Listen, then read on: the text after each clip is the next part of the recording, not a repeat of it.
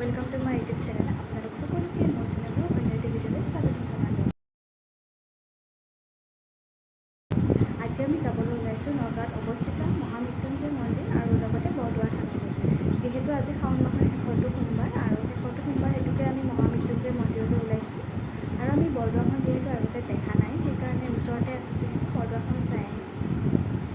এতিয়া এনেই চিম্পুলকৈ ওলাই লৈছোঁ যিহেতু নগাঁৱলৈ মঙ্গলদৈৰ পৰা কিছু দূৰ হয়, যিহেতু গাড়ী মাতি লাগিব পাৰে সেয়েহে গাড়ীতে ওলাই ল'ম আৰু বাকীখিনি।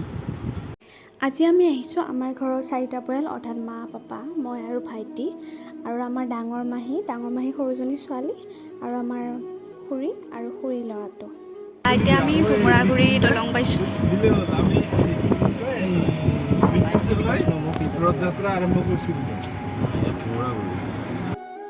ভোমোৰাগুৰিত দলঙতে আমি নামি সকলোৱে কেইকপিমান ফটো উঠি ল'লোঁ আৰু তাৰপিছত আকৌ আমি যাত্ৰা আৰম্ভ কৰিলোঁ।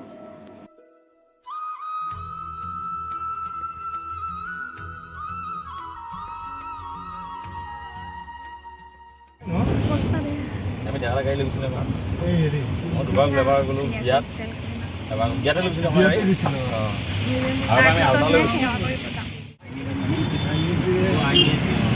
এয়া আমি মৃত্যুঞ্জয় পাইছোঁহি আৰু বেছি দূৰ নাই আৰু।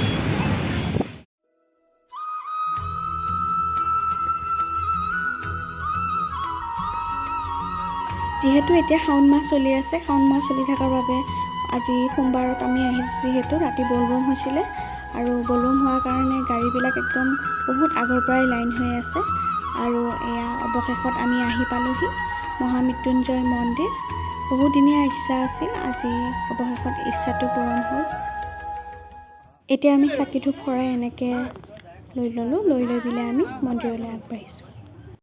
যিহেতু মানুহৰ বহুত ভিৰ, এইফালে বহুত লাইন, সেইকাৰণে প্ৰথমতে আমি ইয়াতে চাকিখিনি দি লওঁ, দি লৈ পেলাই পিছত আমি মন্দিৰত সোমাম আৰু।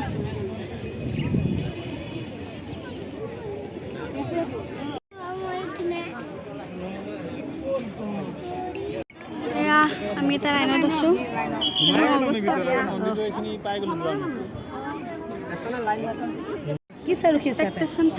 ৰিয়েলিটিৰ দৰে হৈছে টিকু। আৰু এইটো শিৱলিংগ হৈছে এছিয়াৰ সৰ্বোত্তম ওখ শিৱলিংগ আৰু ইয়াৰ উচ্চতা হৈছে 126 ফুট।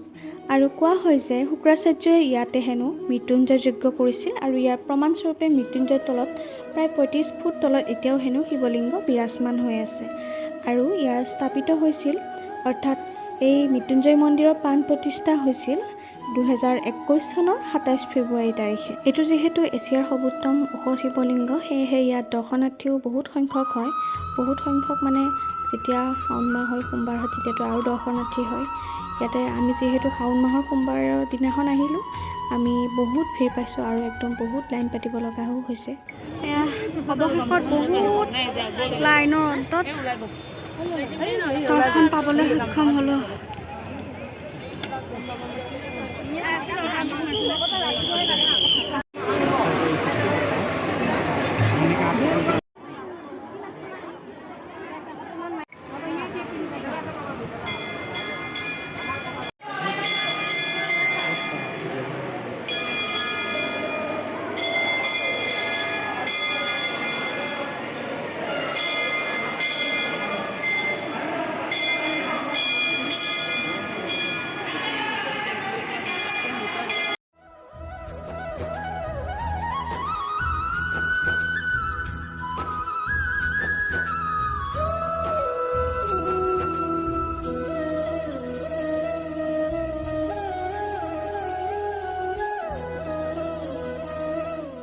এইমাত্ৰ মন্দিৰ দৰ্শন কৰি আহিলোঁ।